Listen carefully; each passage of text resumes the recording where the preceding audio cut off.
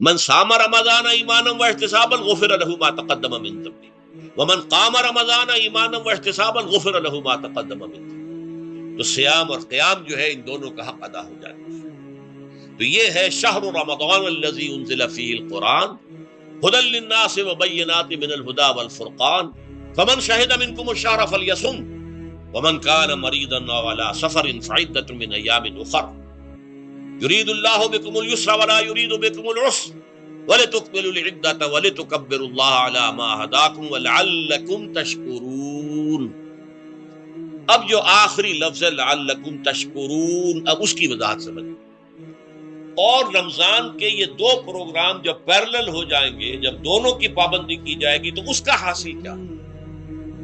اس بات کو سمجھنے کے لیے سب سے پہلے آپ اس کو سمجھیے کہ جسے ہم خود ہی کہہ رہے تھے، جسے ہم سیلف کہہ رہے تھے، اپنی انا کو مضبوط کرنا، سیلف کنٹرول، ایگو جو ہے وہ پوری طرح قابو یافتہ ہو اڈ اور لیبیڈو پر، اصل میں اس سے مراد کیا ہے؟ اس پر میں نے تفصیل سے بحث کی ہے عظمت صوم نامی اپنے کتاب سے. ویسے یہ ہے کہ وہ مشکل ہے، ذرا فلسفیانہ اس کا انداز ہے، لیکن یہ ہے کہ وہی باتیں آسان الفاظ میں دوسرا کتاب چاہے عظمت سیام و قیام رمضان مبارک، وہ آسان ہے. اگرچہ یہ دونوں بہت ہی محدود تعداد میں ہمارے پاس ہیں، لیکن یہ کہ میں نے ذکر کر دیا، جو حضرات لینا چاہیں وہ لے لیں. لیکن یہ ہے کہ اس میں اصل پس منظر کیا ہے؟ دیکھیے، ہمارا جو وجود ہے انسان کا، یہ کمپوزٹ ہے، مرکب ہے. ہمارے دو وجود ہیں جو جوڑ دیے گئے. کیسے جوڑ دیے گئے ہم نہیں جانتے، لیکن ہے دو وجود. ایک وجود حیوانی ہے، میں نے عرض کیا تھا پہلے ہی، ہر انسان ایک حیوان بھی ہے مکمل، سارے حیوانی تقاضے ہمارے اندر ہیں. لیکن حیوان اور انسان میں بنیادی فرق یہ ہے کہ انسان کا جو اصل وجود ہے وہ روحانی ہے. اس روحانی وجود کی وجہ سے انسان کا وہ مقام ہوا کہ تمام فرشتوں کو اس کو سجدہ کرنے کا حکم دیا گیا. فَإِذَا سَوَّيْتُهُ وَنَفَخْتُ فِيهِ مِن رُوحِي فَقَعُوا لَهُ سَاجِدِينَ. فرشتوں سے کہہ دیا گیا تھا کہ میں ایک بشر پیدا کرنے والا ہوں مٹی سے. جب میں اسے پیدا کر لوں اور اس کی ناک پلک سنوار دوں، دو پلک درست کر دوں، تو پھر اس کے سامنے اور اس میں اپنی روح میں سے پھونک دوں تو گر پڑنا اس کے سامنے سجدہ. حیوان انسان اور انسان روحانی، یہ دونوں مل کر اب آدم بنے ہیں. نمبر دو، اس حیوان انسان کا وجود زمین سے ہے، مٹی سے پیدا کی، مٹی سے، گارے سے، تین لازب سے، چپچکانے والے گارے سے، وہ جس میں کہ بدبو پیدا ہو جائے، یہ ساری باتیں کہی گئی ہیں. اور سائنس بھی کہتی ہے مٹی سے پیدا ہوئے. کیسے پیدا ہوئے اس میں اختلاف ہے، لیکن یہ کہ ہے مٹی ہماری اوریجن، قرآن بھی کہتا ہے اور سائنس بھی کہتی ہے. اور ہمارے وجود کو جب وہ تھک جائے، مزمحل ہو جائے، اس کی انرجی کم ہو جائے، تو اس کے لیے جو غذا ہے، جو تقویت ہے، وہ بھی ساری زمین سے آ رہی ہے. آپ نے پھل کھائے، آپ نے گندم کھائی، آپ نے چاول کہاں سے آ رہے؟ اچھا، بکری کا گوشت کھایا تو بکری کا گوشت کس چیز سے بنا ہے؟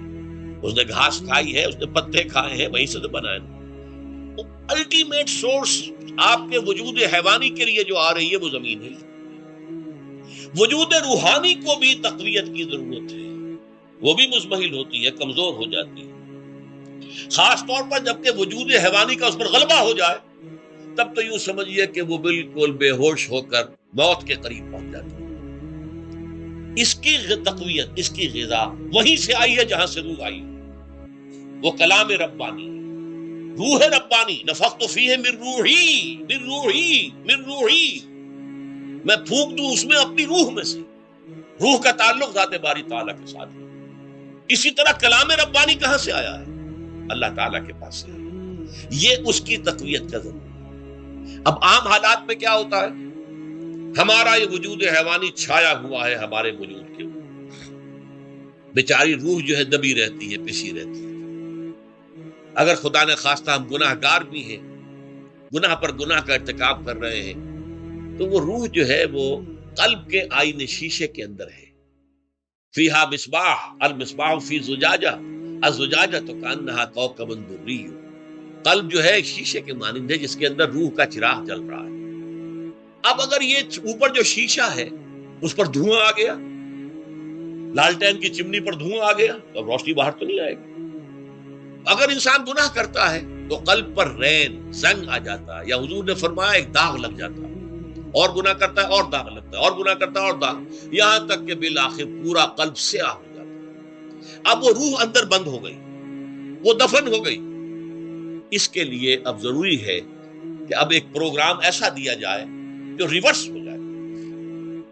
دن میں روزہ رکھواؤ تاکہ وہ جو اینیمل انسٹنکٹس ہے وہ دبے، تو جب یہ وزن جو ہے اس کے اوپر کم ہوگا تو کچھ سائی آف ریلیف سے ملے گا۔ جیسے بے ہوش آدمی پڑا ہے، اسے کوئی ہلکا سا ہوش آ رہا ہے، آپ نے پانی کے کچھ چھینٹے، اس کے بعد آپ نے رات کو کھڑے ہو کر قرآن کے انوار کو اتارا، بارش برس رہی ہے روح انسانی کے اوپر، قلب روحانی، قلب انسانی کے اوپر، جس میں کہ وہ روح جو ہے وہ دفن، وہ زندہ ہوگی اثر نو، ہوش میں آئے گی، اور ہوش میں آئے گی تو دو کام ہوں گے۔ ایک تو اسے قرآن کی عظمت کا احساس ہوگا، یہ قرآن میری حیات تازہ کا ذریعہ بنا ہے، میں دب گئی تھی، میں پس گئی تھی، میں بے ہوش تھی، میں نیم مردہ تھی، اس قرآن کی بارش نے، یہ ترشح جو ہوا ہے مجھ پر، اس نے مجھے حیات تازہ عطا فرمائی۔ یہ جو قدر کا احساس ہوگا قرآن کا، لعلکم تشکرون، تاکہ تم قرآن کی عظمت سے واقف ہو۔ ایک انسان بھوک کی وجہ سے اس کا شوگر لیول اتنا گر گیا کہ بے ہوش پڑا ہوا، اب ظاہر بات ہے کہ آپ اسے کچھ پانی کے چھینٹے دیں گے تو کچھ ہوش میں آئے گا، پھر غذا دیں گے تو اب وہ پوری توانائی پر آئے گا، تو معلوم ہوگا اسے اس غذا کی کیا قدر و قیمت ہے۔ اگر آپ کو بھوک ہی نہیں لگتی تو غذا بے معنی ہے، پیاس ہی نہ لگے تو آپ کو کیا معلوم کہ اس پانی کے اندر کتنی بڑی عظمت ہے، یہ میرے لیے کتنا بڑا انعام و احسان ہے اللہ کا۔ وہ تو پیاس پر جان پر بنی ہوئی ہو، اور پیاس اس وقت آپ کو ایک گھونٹ پانی کوئی دے دے تو آپ کو معلوم ہوگا دنیا و مافیہ سے بڑھ کر ہے یہ ایک گھونٹ پانی جو مجھے ملا۔ اسی طرح جب روح دبی ہوئی تھی حیوانی وجود کے بوجھ تلے، جبکہ وہ نیم خوابیدہ یا نیم بے ہوش یا بالکل بے ہوش تھی، وہ دن میں تو روزہ رکھ کر اس پر سے حیوانی وجود کا وزن کم کیا گیا، اسے ایک ریلیف ملی۔ رات کو قرآن مجید کے انوار و برکات اس میں جذب کیے گئے تو اس کو پوری توانائی حاصل ہوئی۔ اس پوری توانائی کا پہلا نتیجہ تشکر، قرآن کا شکر، الحمدللہ الذی انزل علی عبدہ الکتاب ولم یجعل لہ عوجا۔ پھر وہ قلب کی گہرائیوں سے نکلے گا، سارا شکر اس اللہ کے لیے جس نے اپنے بندے پر صلی اللہ علیہ وسلم کتاب نازل کی، اور اس میں کوئی کجی نہیں رکھی، کسی طرح کی ایش پیچ نہیں۔ یا تبارک الذی نزل الفرقان علی عبدہ لیکون للعالمین نذیرا، بڑی بابرکت ہے وہ ذات جس نے اپنے بندے پر فرقان نازل فرمایا تاکہ وہ تمام جہان والوں کے لیے نذیر اور خبردار کرنے والا بن جائے۔ یہ قرآن کی عظمت کا احساس، اور ظاہر بات ہے جس قدر کسی نعمت کی قدر و قیمت کا احساس ہوگا اسی قدر تو آپ شکر ادا کریں گے۔ اگر آپ نے کسی بچے کے ہاتھ پر ہیرا رکھ دیا، اسے کیا پتا یہ ہیرا کس بلا کا نام ہوتا ہے، وہ سمجھے گا کانچ کا ٹکڑا ہے۔ لیکن اگر کوئی واقعتاً کو جوہر شناس ہو، جوہری ہو، اس کو آپ ہیرا دیں گے تو اسے معلوم ہے کہ مجھے کیا چیز دی گئی۔ اس کے اندر جو شکر پیدا ہوگا وہ اس بچے کے اندر تو نہیں پیدا ہو سکتا جسے معلوم ہی نہیں۔ تو قرآن مجید کی اصل عظمت سے انسان واقف کب ہوگا؟ جبکہ اس کے ذریعے سے اس کی روح کو ایک حیات تازہ مل جائے، اور اس طرح وہ پروگرام ریورس ہو جائے جو عام طور پر چل رہا تھا، ساری توجہ اپنے جسم پر، اس کے تقاضوں پر۔ جسم میں تھوڑی سی پھنسی نکل آئی ہے، بھاگ رہے دوڑ رہے اس کے علاج کے لیے، کوئی اور مرض لاحق ہو گیا، بھاگ رہے دوڑ رہے اس کے علاج کے لیے، بڑی بڑی فیسیں بھی دے رہے، ساری جسم کی پرواہ ہے، روزانہ نہا رہے ہیں اور اچھے سے اچھا صابن لا کر نہا رہے ہیں، وہ جسم کی پرواہ ہے نا، اس کی دیکھ بھال ہے، روح کی طرف توجہ ہی نہیں۔ یہ ہے وہ بات جو کہی گئی ہے سورہ حشر میں، اور جسے علامہ اقبال نے پھر اپنے فلسفہ خودی کی اساس اور سورس قرار دیا ہے، وَلَا تَكُونُوا كَالَّذِينَ نَسُوا اللَّهَ فَأَنسَاهُمْ أَنفُسَهُمْ أُولَٰئِكَ هُمُ الْفَاسِقُونَ۔ دیکھو اے مسلمانوں، ان لوگوں کے مانند نہ ہو جانا جنہوں نے اللہ کو بھلا دیا تو اللہ نے انہیں اپنے آپ سے غافل کر دیا، اور یہی لوگ فاسق و فاجر ہیں۔ یہ سوال پیدا ہوتا ہے کہ انسان اپنے آپ سے کہاں غافل ہوتا ہے؟ کیا اپنے وجود حیوانی سے غافل ہوتا ہے؟ کیا بھوک لگتی ہے تو ادھر ادھر منہ نہیں مارتا؟ غذا کو حاصل کرنے کے لیے کوشش نہیں کرتا؟ پیاس لگتی ہے تو کیا پانی یا کوئی اور مشروب تلاش نہیں کرتا؟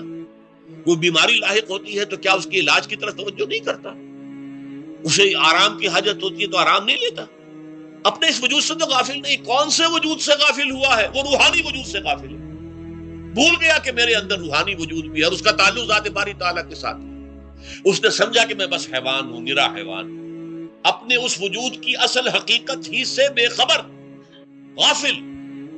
چنانچہ آج کے دور کا سب سے بڑا المیہ کیا ہے؟ ڈاروین کے نظریے کے جو اثرات پیدا ہوئے ہماری معاشرت پر، ہماری سوچ پر، ہمارے فکر پر، ہمارے فلسفے پر، ہماری سوشولوجی پر، وہ کیا ہے کہ ہم بھی نرے حیوان ہیں. اللہ خیر سب. یہ سب سے بڑی محرومی ہے اس دور کی کہ انسان اپنے اصل شرف سے خود ہی مستعفی ہو گیا. ہمارا کوئی وجود ہے ہی نہیں، روحانی وغیرہ. روح کسے کہتے ہیں ہم نہیں جانتے، بس یہ جسم ہے. ہم اللہ کو نہیں جانتے کون ہے کون نہیں ہے. ہوگا، ہم تو اس کائنات کو جانتے ہیں. ہم روح سے واقف نہیں، ہم تو اپنے جسم کو واقف. آخرت سے اب ہمیں کچھ پتا نہیں، شاید ہو شاید نہ ہو، کچھ پتا نہیں، لیکن یہ زندگی تو ہے، اسے ہم جانتے ہیں. یہ ہے آج کے انسان کا سب سے بڑا المیہ، اور یہ ہے ماس اسکیل کے اوپر ارتداد. ذہنی طور پر مرتد ہو چکے ہیں انسانوں کی عظیم اکثریت مرتد ہو چکی. یہ ہے در حقیقت کہ روزہ جو ہے اس پروگرام کو آ کر ریورس کرتا ہے. دن میں کھانے پینے، جنسی تقاضے پر پابندی، وہ وجود حیوانی کا بدن کچھ کم، روح جو دبی ہوئی تھی یا سسک رہی تھی یا بے ہوش تھی یا نیند مردہ تھی، اسے کچھ ریلیف ملا. اب اس کے اوپر قرآن مجید کے تیرے ضمیر پہ جب تک نہ ہو نزول کتاب، گرہ کشاہ نہ راضی نہ صاحب کشاف، ہمارے دلوں کے اوپر بارش ہو رہی ہو انوار قرآنی کی. وہ ظاہر بات ہے کہ بغیر سمجھے تو نہیں ہوگی بارش، وہ تو آپ کوئی سمجھ رہے ہوں گے تو بارش ہوگی. ورنہ تو یہ ہے کہ ٹھیک ہے، میں پہلے بھی عرض کر چکا ہوں، آپ کو ثواب تو ملے گا، لیکن یہ ہے کہ وہ اصل مقصد قرآن کی عظمت کا قلب کی گہرائیوں سے اعتراف جو ہے، اور اس پر اللہ کا شکر تو ادا ہوگا. لعلکم تشکرون، جبکہ قرآن مجید جو ہے آپ کے قلب کے اوپر نازل، اس کا مفہوم نازل. اچھا، اس کا دوسرا نتیجہ کیا نکلتا ہے؟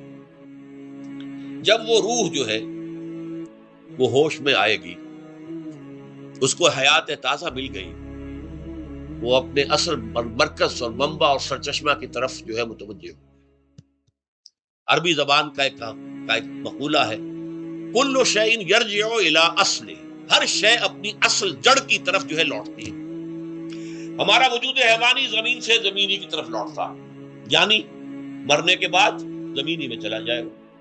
اور نمبر 2، دنیا میں بھی زمینی خواہشات، زمینی تمنائیں، آرزویں وہ ہیں. ولکنہ اخلد الی الارض، جیسے کہ سورہ وہ کہا گیا ہے بلعام بن باعورہ کے بارے میں سورہ اعراف کو، تو زمین ہی کی طرف دھستا چلا گیا.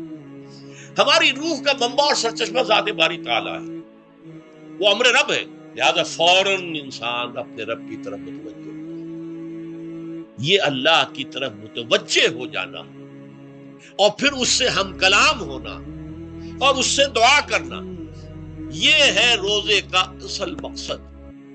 جب صیام اور قیام رمضان مبارک کا دوہرا پروگرام ہوگا تو روح انسانی یا انسان کا حیوانی وجود اپنے مرکز کی طرف مائل پرواز تھا. حسن، اس کو کہہ لیجئے اپنے مرکز کی طرف مائل پرواز ہے روح.